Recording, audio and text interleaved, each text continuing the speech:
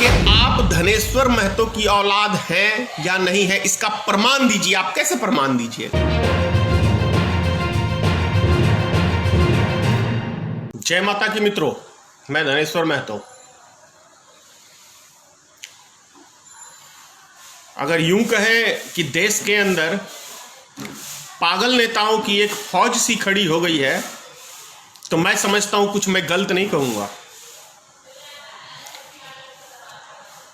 अब ये इतना बड़ा शब्द मैं क्यों बोल रहा हूं? मैं खुद भी एक राजनीतिक दल का अध्यक्ष हूं, खुद भी राजनीतिक करता हूं, लेकिन फिर भी मैं ये बात नेता के प्रति बोल रहा हूं, यानी अपनी बिरादरी के प्रति। तो इसके अंदर निश्चित ही कुछ ना कुछ राज है।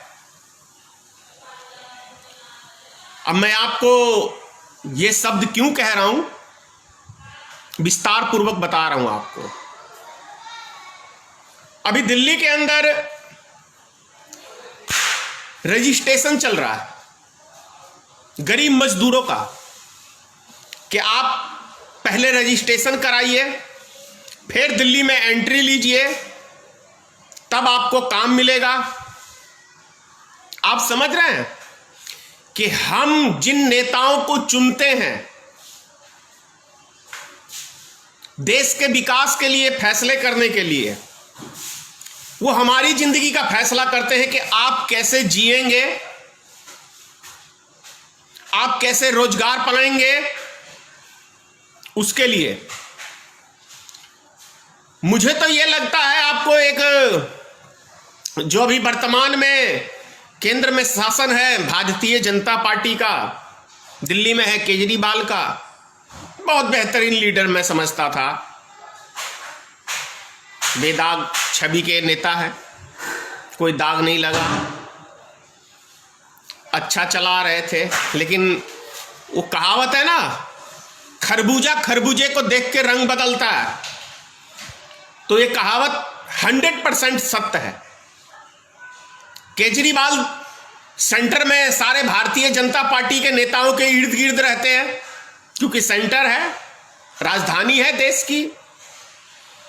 उनको वहां का असर पड़ गया है पड़ोसियों का। इसीलिए जैसे अमित शाह, आपने देखा होगा 2019 का चुनाव जीतने के बाद कैसे कैसे कानून लाने की बात की थी। जैसे मैं आपको एनआरसी, सीएए, एनपीआर, ये कानून लाने की बात की थी। तो यही कानून लाने की बात की थी। उसके अंदर यदि चुनाव के समय में पूरे बायोडाटा के साथ यदि देश की जनता को यह जानकारी देते कि आप मुझे मत दो, मैं ये जीतने के बाद आपके ऊपर ये चीजें लागू करूंगा, तो इन नेताओं की औकात देश की जनता स्पष्ट रूप से बता देती। क्योंकि ये जनता को मूर्ख बना के, धोखे में रख के, उनसे झूठा वादा खिला पी करके ये मत प्राप्त करते हैं, ना कि सही लफ्ज बोल के प्राप्त करते हैं। अब जैसे कि एनआरसी में ही रख लीजिए, पूरे देश के नागरिक को गुमराह किया गया है कि हम विदेशियों का, जो विदेश से आके बसे हैं, उसकी जानकारी लेंगे कि कौन कौन हमारे देश में बसा है। लेकिन जो डॉक्यूमेंट भारत सरकार उस टाइम में घोषणा की थी और मांग रही थी, उस डॉक्यूमेंट के हिसाब से आपको बता दूं, मैं हिंदुस्तान का मैं समझता हूं 60% नागरिक विदेशी कहलाता। क्योंकि 1971 से पहले के उसके बाप दादा की नाम की प्रॉपर्टी मैं समझता हूं कि पूरे हिंदुस्तान में 25-30% आदमियों के पास होगा। उसमें लिखा हुआ था कि यदि आपको आपके पिताजी का नाम, जैसे मैं अपने पे बता रहा हूं, मेरा नाम धनेश्वर महतो है, मेरे बेटे ने, इंद्रजीत कुमार ने महतो टाइटल हटा के उसके अंदर सिंह टाइटल लगा दिया या प्रसाद लगा दिया या कुछ लगा दिया। अभी युग परिवर्तन है, नौजवान अपने हिसाब से टाइटल रख लेते हैं, तो उसको यह प्रूफ करना पड़ेगा कि आप धनेश्वर महतो की औलाद हैं या नहीं है, इसका प्रमाण दीजिए। आप कैसे प्रमाण दीजिएगा? तो यह उलझन थी, इसीलिए मैं उस टाइम में इसका विरोध कर रहा था। उससे भी बड़ी बात कि आपको पता है, देश के अंदर दलित समाज के जो लोग हैं, हमारे भाई हैं, मैं दावे से कह सकता हूं कि 90% सरकार की जमीन पे वो हैं, भूमिहीन है।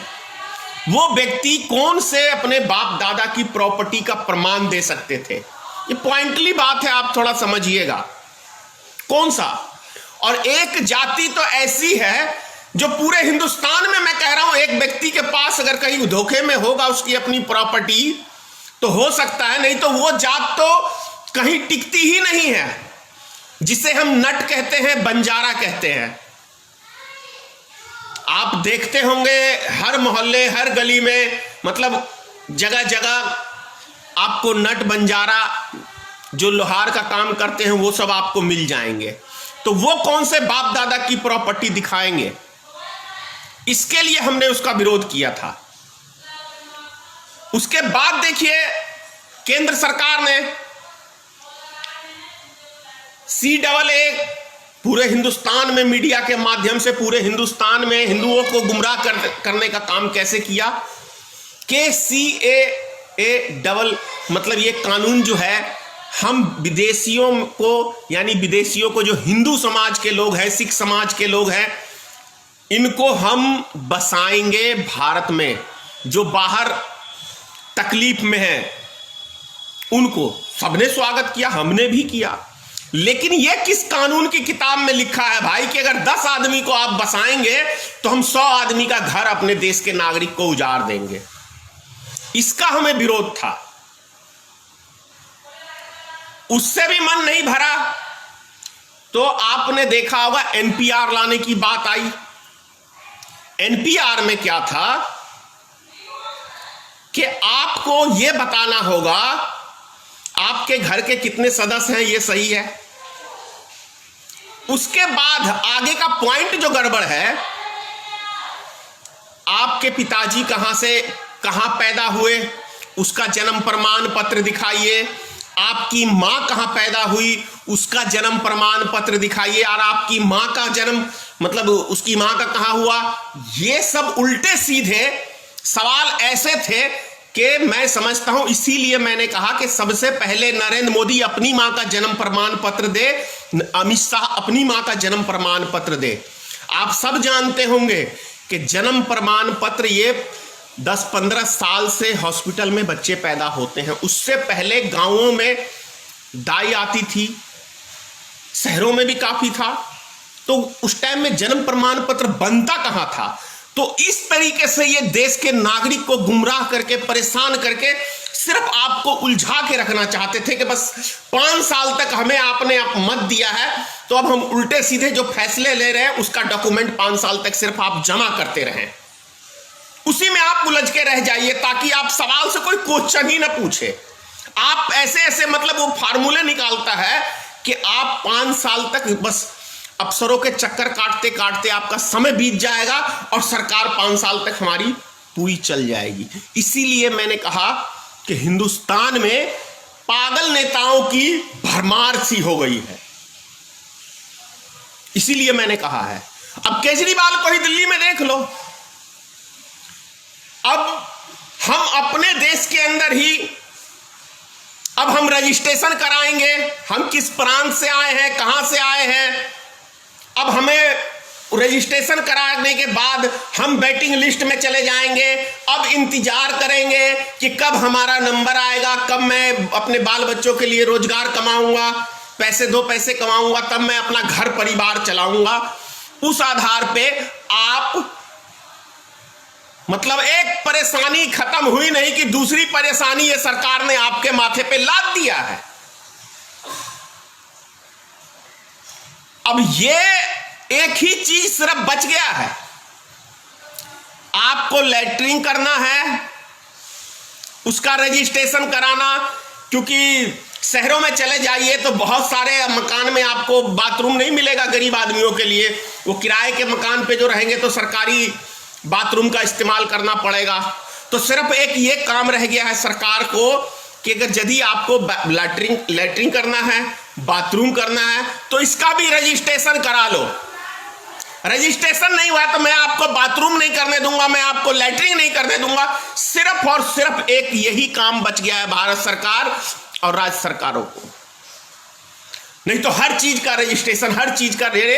अब हम कभी किसी नेता से हम ये क्यों नहीं पूछते हैं भाई, चुनाव के समय में तो कोई पब्लिक ये नहीं पूछता है कि क्या नेताजी आपने अपना रजिस्ट्रेशन कराया है जो इलेक्शन लड़ने आए हो। हमसे हमारा प्रमाण पूछा जाता है इलेक्शन के बाद। लेकिन यही नेता का यदि हम लोग उस टाइम में प्रमाण मांग ले कि आप एक बेहतर नेता हो, उसका सर्टिफिकेट दीजिए, तो क्या ये नेता आपको सर्टिफिकेट दे पाएंगे कि मैं बेहतर एक क्वालिटी का छवि का नेता हूं? उस टाइम में तो ये गले में घंटी लटका के आते हैं, देखो मैं कमल छाप की घंटी लेके आया हूं, मैं लालटेन की घंटी लेके आया हूं, मैं पंजा की घंटी लेके आया हूं। ये घंटी डुलाते रहते हैं उस छाप का, अपने चरित्र का प्रमाण नहीं देते ये नेता। बातें बड़ी अजीब सी हैं मेरी, लेकिन अभी नहीं समझ में आएगी तो 6 महीने बाद, 1 साल बाद सटीक समझ में आएगी। क्योंकि मैं राजनीतिक में इन नेताओं की पोल पट्टी खोलने के लिए ही आया हूं। अरे भैया, देश का विकास, समाज का विकास 5 साल समझते हैं, 60 महीने होते हैं। बहुत बड़ा एक समय होता है किसी क्षेत्र का तकदीर बदलने के लिए, देश की तकदीर बदलने के लिए बहुत बड़ा समय होता है। लेकिन 5 साल ये नेता बिताते किसमें है पता है? वो भी समझ लीजिए आप। वो अमित शाह बोलता है ना क्रोनोलॉजिक समझिए, तो समझिए 5 साल तक ये सिर्फ अपनी सरकार बचाने के लिए संघर्ष करते रहते हैं ये, और जो समय बच जाता है तो नेक्स्ट चुनाव लड़ने के लिए ये लगे रहते हैं। इनके अलावा इनके पास कोई काम नहीं है। अभी 2 दिन पहले देखा ना, प्रधानमंत्री के पास कितना काम है। जो टीवी पे आप सुबह शाम देखते थे, देश का प्रधानमंत्री 18 घंटे काम करता है, सोता नहीं है, वो मोर के साथ टाइम पास कर रहा है, इतना काम है। क्योंकि अब काम रह कहां गया है देश के अंदर? देश की एक एक संपत्ति तो बेच चुके हैं, तो मंथन किस पे करेंगे आप? देश कैसे चलाना है सोचने की जरूरत ही नहीं है, वो तो दे चुके हैं दूसरे के हाथ में कमान। अब तो बस हिस्सेदारी बांटने का समय है। 5 साल तक भैया आपको मैंने ठेका दिया था, कितने % हमारा हिस्सेदारी है आप दीजिए। इसकी अब सौदेबाजी, बस वो पैसा वसूल करने का इनका काम रह गया है सिर्फ। अब तो मैं समझता हूं मंत्रालय की भी कोई आवश्यकता नहीं है, कोई मंत्रालय की आवश्यकता, क्योंकि कोई तो मंत्रालय, कोई विभाग है ही नहीं बचा हुआ। ये समझना पड़ेगा हमें। नहीं समझिएगा। उससे भी बड़ी बात देखिए, बिहार का चुनाव आया है। अब कोरोना वायरस देश में खत्म हो गया, बिहार में तो कम से कम खत्म हो गया। आज से सभी चीजें चालू हो गई हैं। अब समझ लीजिए आप कि ये नेता को जब चुनाव जीतना है और सत्ता प्राप्त करनी है तो कोई पाबंदी, कोई लॉकडाउन, कोई कुछ नहीं है। महामारी खत्म हो गई देश के अंदर, पूरी जड़ से खत्म हो गई। अभी बिहार में कोई महामारी नहीं है।